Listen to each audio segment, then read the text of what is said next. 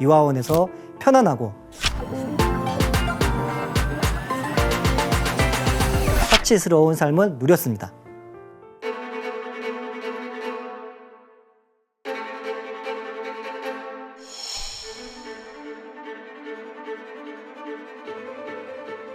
이화원 복원에는 어마어마한 돈이 들어갔는데 그 돈을 충당하느라 청나라의 허리가 휠 지경이었어요. 게다가 당시엔 영국과 프랑스에 전쟁 배상금을 갚고 있었는데 이화원 복원에만 무려 은 800만 냥이 넘게 들었다고 합니다. 이 돈은 당시 청나라 한 해 예산의 10% 정도에 해당하는 막대한 금액이었습니다. 지금 배상금 갚기도 벅찬데. 근데 이화원에서 벌어진 서태후의 사치는 이뿐만이 아니었습니다. 또.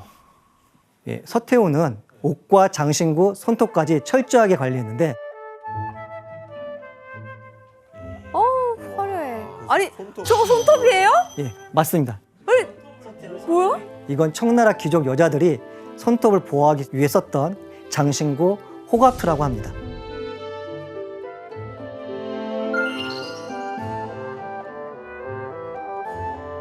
만주족 여자들은 손톱을 1cm 이상 기르는 풍습이 있었다고 합니다.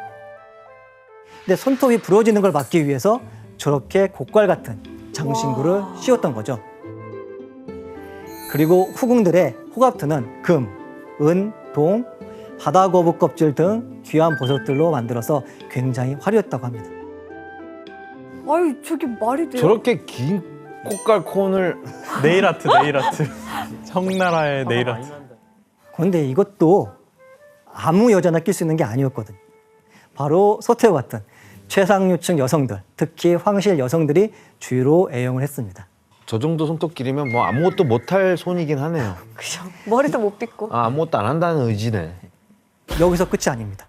게다가 서태후는 최고급 순백 비단의 화려한 자수가 새겨진 이것을 선호했는데 장인이 한 땀 한 땀 7일에서 8일간 술을 놓아서 완성한 이것은 뭐였을까요? 비단옷? 저는 알 것 같아요. 뭐예요? 제가 알기로는 서태후가 이 양말을 한 번만 신는데요. 재활용을 안 한다는 얘기를 들었는데. 아니, 그래서 3,000명이 서태후의 버선을 만들어야 했다고 전합니다. 3,000명? 아니, 빨아시는 되지. 그 비용도 만만치 않아서 1년에 1만 냥 정도의 은이 쓰였다고 해요. 버선을 만드는데. 예, 버선을 1년에 만든대. 근데 당시 1만 냥은 황족이 받는 1년 연봉에 가까운 금액이었어요. 이게 지금 뭐 손톱에 끼는 거, 버선. 그 옷은 또 얼마나 비쌀 거예요? 당연히 이런 까탈스러움은 그녀가 입는 옷에도 적용이 됐죠. 한번 사진 한번 또 볼까요? 이거 뭐, 오. 서태후가 옷 위에 걸치고 있는 게 뭘까요? 진주? 예, 맞습니다. 300여 개의 진주로 만든 진주 망토였어요. 와, 진주 망토 저거 하나만 해도 있어요? 비싸지 않나? 서태후 사후에 그녀의 옷이 700박스가 넘었다는 이야기가 있을 만큼 치장이나 의상에 굉장히 많은 돈을 투자했습니다. 게다가 목욕 후에 사용하는 수건에까지 비단과 금실을 수놓았다고 합니다. 와, 아, 목욕 수건이에요? 목욕한 뒤에 몸을 닦는 수건도 한 번만 접촉할 수 있다고 해요, 피부에. 그러고 이제 다음 수건으로 바꾸는 거죠. 와. 이렇게 막 문지르는 게 아니라. 그냥 한번 대고 다음 수건으로 대고 이런 식으로. 네. 정말 황당하다. 근데 그뿐만 아니라 과일의 향을 좋아해서 항아리에 신선한 과일을 넣어 디퓨저처럼 썼는데 환관들이 하루에 몇 번씩 새 사과로 바꿔야 해서 1년 동안 사용한 사과만 15만 개였다고 합니다. 서태후의 사치엔 끝이 없었습니다. 서태후는 과일 모양의 보석을 유독 좋아하고 아꼈다고 하는데 또 그 서태후의 보석들을 한번 확인해 볼까요? 과일 모양의 보석이 있어요? 이건 뭐야? 이 보석은 어떤 모양인 것 같나요? 수박. 수박. 예. 이 보석이에요? 옥으로 만든 수박 모양입니다. 와, 먹으라고 해도 먹을 듯한 정말. 그러니까요. 잘 만들었네. 이 에메랄드 비치 수박은 서태후가 은 500만 냥을 들여 구입한 것으로 가장 아꼈던 보석이라고 전해지고 있습니다. 그리고 이 비치 수박을 가장 튼튼한 천장에 두고 기계식 자물쇠까지 채워두었고 환관들은 밤낮으로 돌아가며 보석실을 지켰다고 합니다. 와. 또 다른 보석을 볼까요? 삼겹살? 이게 아니에요? 이거 이게? 엄청 유명한 오겹살. 동파육이라고 들어봤는데 동파육. 동파육을 정확한 보석입니다. 예, 맞습니다. 근데 그거 저기 보석이라고요? 예, 보석입니다. 자연의 무늬가 저건 거죠. 아 진짜. 또 있습니다. 배추. 배추입니다. 맞습니다. 아니 옥으로 이 정도 만들려면 이거 미켈란젤로 와야 되는데? 와.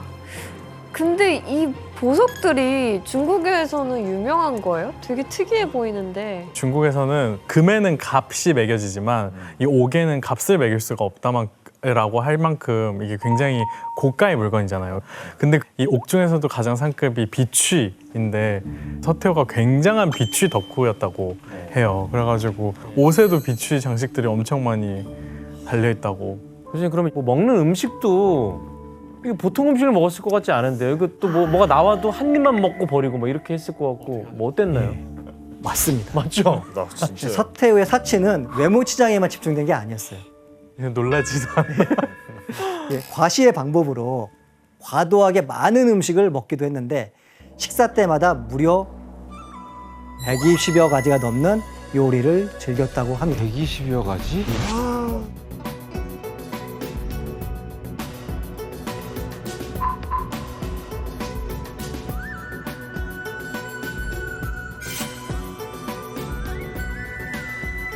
위가 터지겠는데? 한 입씩만 먹어도 못 먹어 한 입씩 먹어도요. 그렇죠. 실제 청나라 말 황실 식사를 담당했던 어선방 황관은 서태후가 샥스핀과 전복, 제비집을 특히 좋아했다고 증언을 했어요.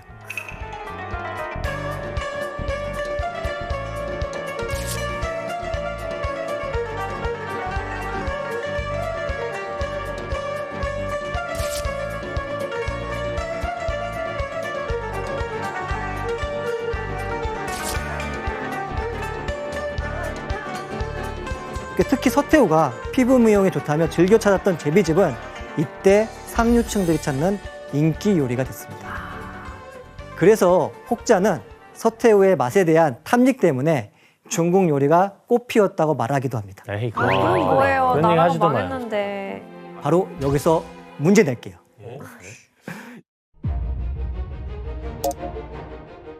청일전쟁이 벌어지기 직전 청나라가 가장 많은 돈을 들여 준비했던 것은 무엇일까요? 서태후의 생일상, 생일잔치. 정답입니다. 예? 청일전쟁의 폐색이 짙어져 가던 10월 10일 서태후는 이화원에서 자신의 60살 생일을 맞아 환갑연을 진행하고 있었어요.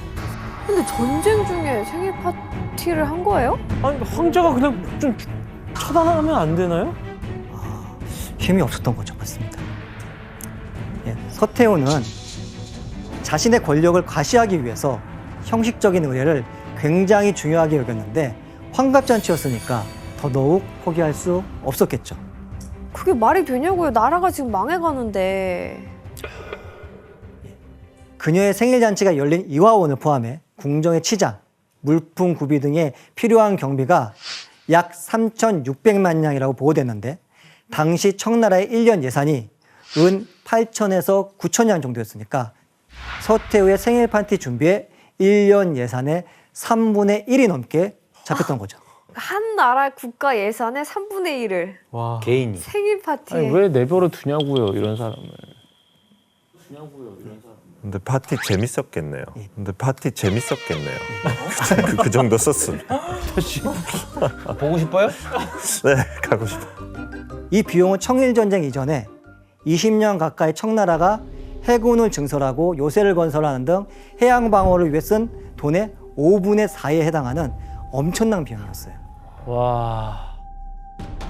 아마 서태후의 생일잔치가 없었더라면 국가 예산을 효율적으로 집행할 수 있었을 것입니다. 그리고 군사력 강화에 더 힘을 쏟을 수 있었겠죠. 그쵸. 많은 이들은 서태후의 사치와 생일잔치 때문에 전쟁에서 패배했다고 말하는데 이런 이유로 전혀 틀린 얘기만은 아니라고 볼 수 있습니다.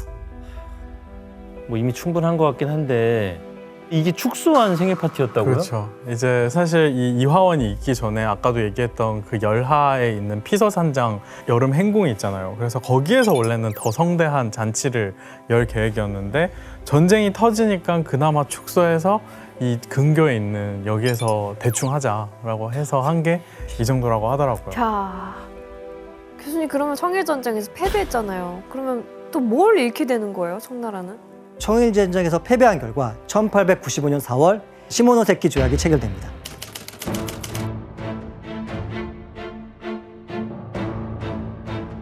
이 조약으로 전쟁 배상금은 이자를 제외하고도 2억 3,150만 냥, 청나라 1년 예산의 3배 가까이 되는 돈을 물어야 했죠. 아편 전쟁의 배상금에 비해 무려 15배가 넘는 금액이었어요. 어떻게 갚아? 결국 청나라 재정은 파산 직전에 몰리게 됩니다. 게다가 영국, 러시아, 독일은 시모노세키 조약이 체결된 이후 더 적극적으로 청나라에서 이권을 챙겨갔어요. 그리고 영국은 북양함대에 사령부가 있었던 위에까지 차지하게 됩니다. 독일은 청도, 러시아는 여순을 차지하고 대규모의 군함과 요새를 건설하기 시작했습니다. 항구를 저렇게 가져간 거구나. 네, 우리가 잘 아는 칭다오 맥주도 이때 손에 넣은 독일 회사가 만든 맥주예요. 어? 진짜요?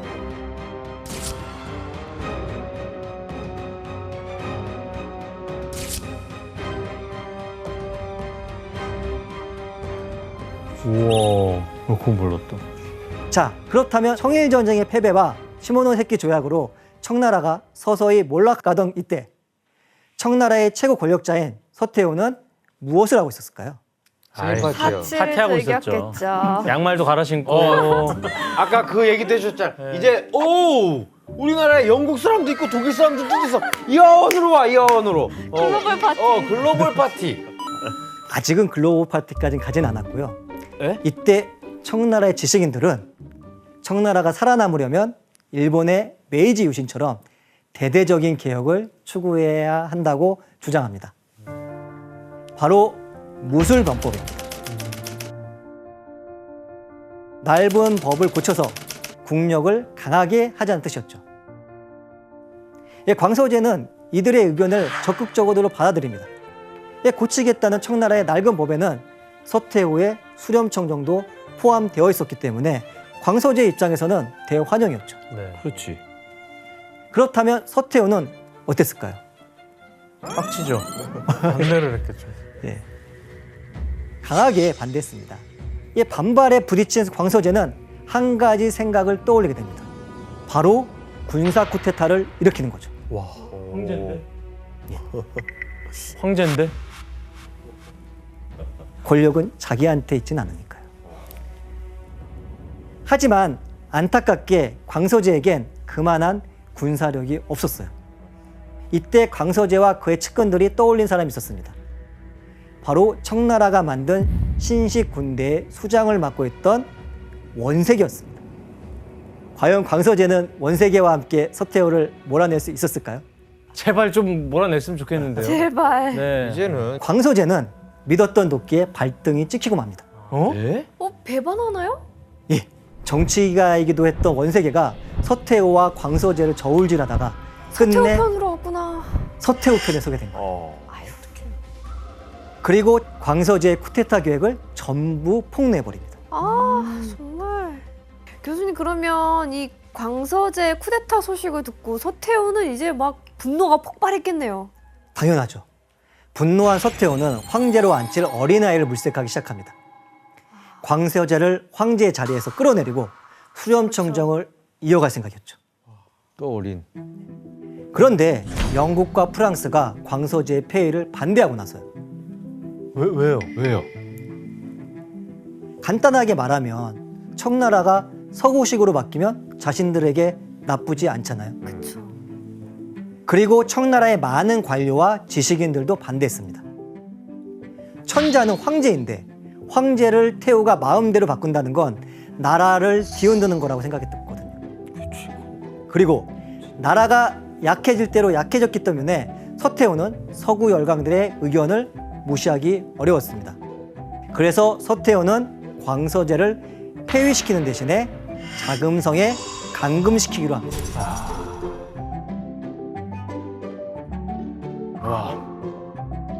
더 굴욕적이네.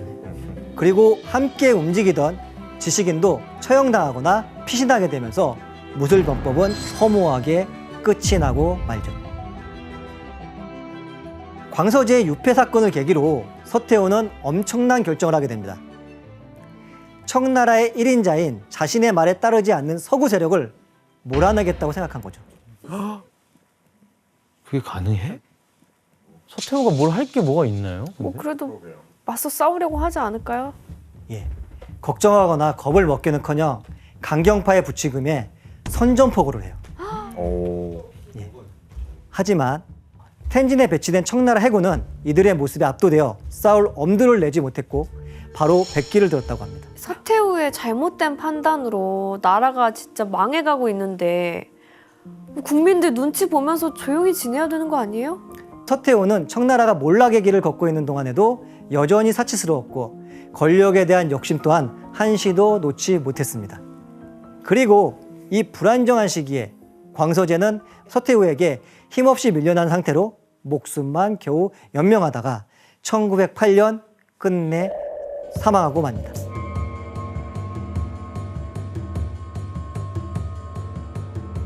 뭐 해본 것도 없이. 광서제 사망 당시 서태후의 독살로 인한 사망이란 이야기가 많았습니다. 오, 진짜. 실제로 2008년 광서제의 시신을 확인한 결과 머리카락에서 다량의 비소가 검출되면서 독살로 인한 사망이 사실로 밝혀졌죠. 물론 서태후가 독살을 명했는지 정확하지는 않습니다.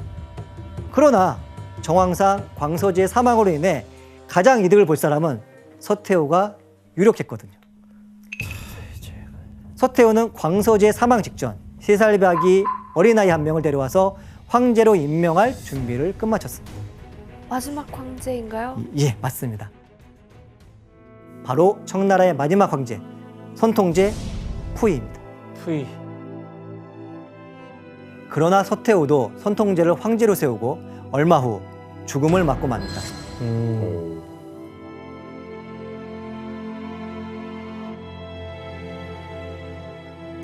서태후는 죽어서까지도 사치를 버리지 못했어요.